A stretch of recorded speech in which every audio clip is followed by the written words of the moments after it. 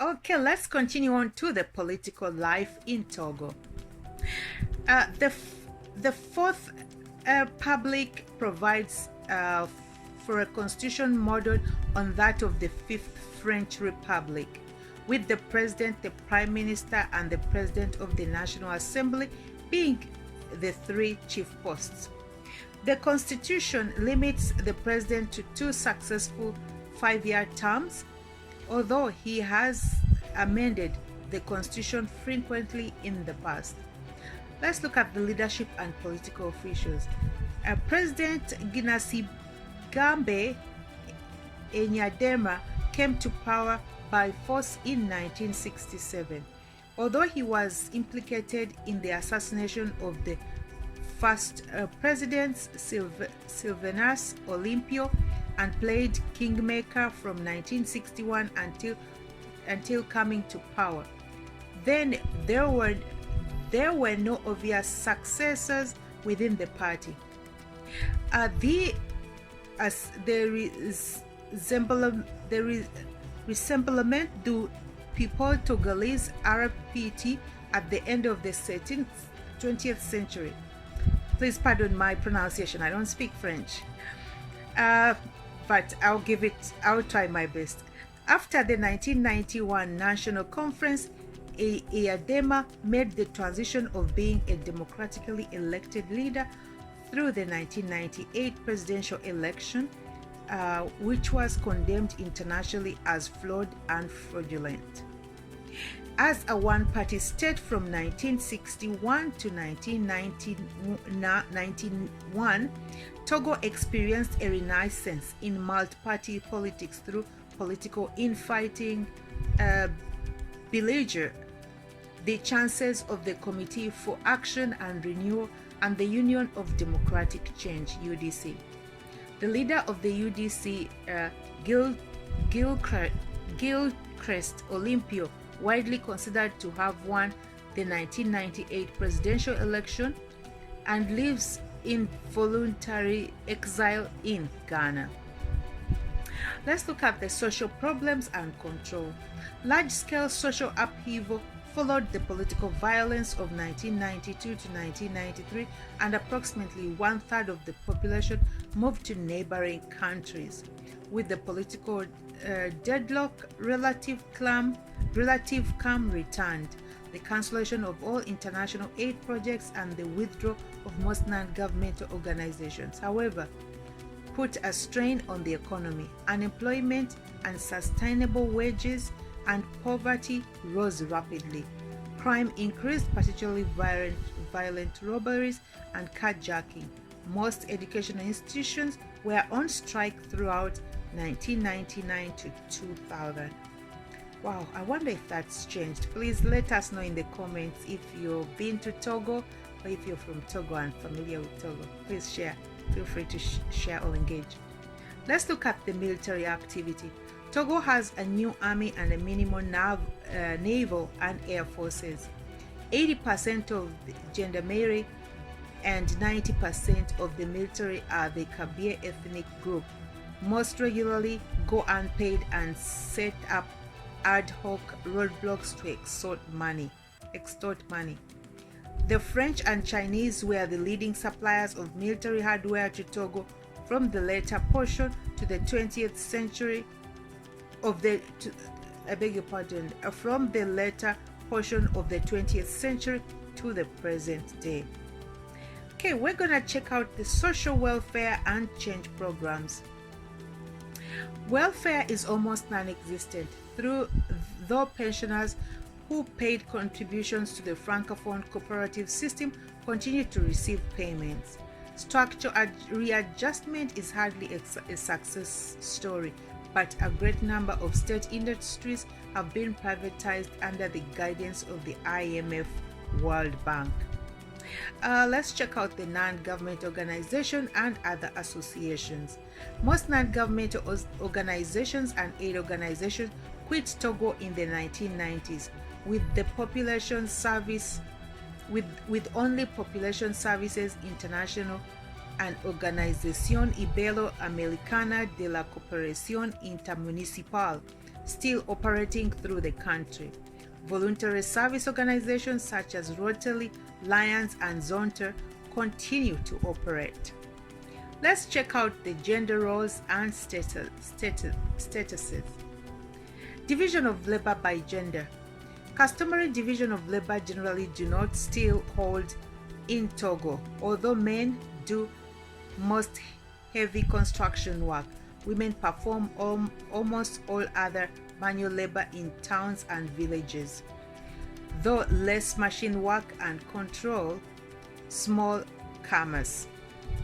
The relative status of women and men. Women, though having attained legal equality, remain unequal in all walks of life.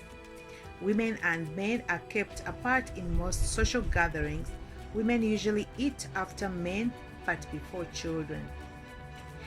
Discrimination against women in employment is common practice and widespread. Women have little place in political life and less in government programs, though there is a ministry located to women's and family affairs. Only women descended from ruling tribal families, successful businesswomen, or women politicians enjoy privileges equal to that of men. Men won more than granted. More won than granted. Togo recently banned the practice of female genital mutilation. Let's check out the marriage, family, and kinship. Traditional systems of social organizations are significant in the daily lives of Togolese. Kinship systems provide networks to support and are visible during all major life cycle ceremonies. Let's check out marriage. Marriage practices vary throughout Togo according to the ethnic group through organized religious and the state have altered the ceremonies of even the most secluded villages. Social disapproval of ethnic exogamy is lessening throughout the government and officially discourages it. Marriage laws follows French legal statuses and requires an appearance before a magistrate for all state apparatuses to be in effect. Customary marriages without state sanction are still widespread. A bride's wealth, but not dowry, remains important throughout Togo. Polygamy is officially decreasing, although unofficial relationships uphold its role. Let's check out the domestic unit. The basic family structure is extended, although nuclear family units are increasingly commonplace, particularly in urban areas. In most cases, the man is the supreme head of the household in all major decisions. In the absence of a husband, the wife's senior brother holds sway. The extended family has a redistributive economic base. Let's check out the inheritance. Inheritance laws follow French legal statuses in the case of legal marriage. In the event of a customary marriage only, customary inheritance laws are enforced. Most ethnic groups in Togo are patrilineal by tradition and have become so as a consequence of colonization. Kin groups. Kinship is largely patrilineal throughout Togo and remains powerful even though among westernized urban populations. Village and neighborhood chiefs remain integral to local dispute resolution. Let's check out the socialization. Infant care. Infants are cared for by their mothers and female members in their household, including servants. Among some ethnic groups, infants are often only exposed to the father 8 days after birth. Vaccination against all child diseases has been strongly encouraged by the government. Child rearing and education. Until the age of 5, children remain at home. Initiation ceremonies occur from this age and throughout adolescence. At the age of 5, all children can commence school, providing they can pay the school fees. On average, boys are 3 times more likely to complete primary schooling than girls. The discrepancy increases into secondary schooling and is most marked in the rural, central, and northern regions.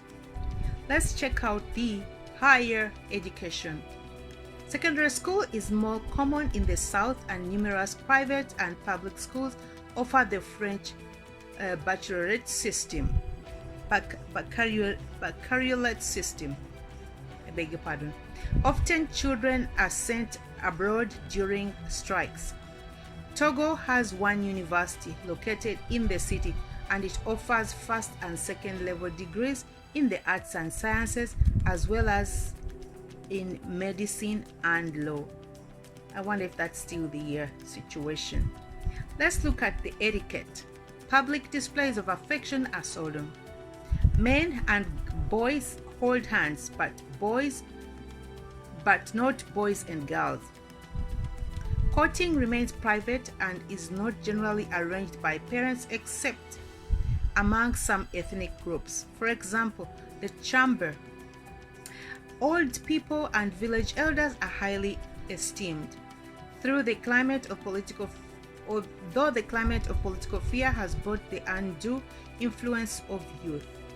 Eating is done most often with the right hand, though among the bourgeoisie, flatware is prevalent. When guests arrive, water is offered, and the traditional greeting asking about the family and their health ensures. Religion. Religious beliefs. Since the inception of the mandate, freedom of religious worship has been protected by law. The French interpreted this to include animist African religions, and this perhaps partly accounts for the popularity of traditional voodoo cults and rituals. Throughout the country, many forms of Christianity and Islam are practiced. Roman Catholicism is the most prevalent form of Christianity. Various American Baptist sects, the Assemblies of God, the Mormons, Jehovah's Witnesses, the Eckankar have been making inroads among urban and rural populations alike. Islam is virtually paramount in the north. Let's look at the religious practices.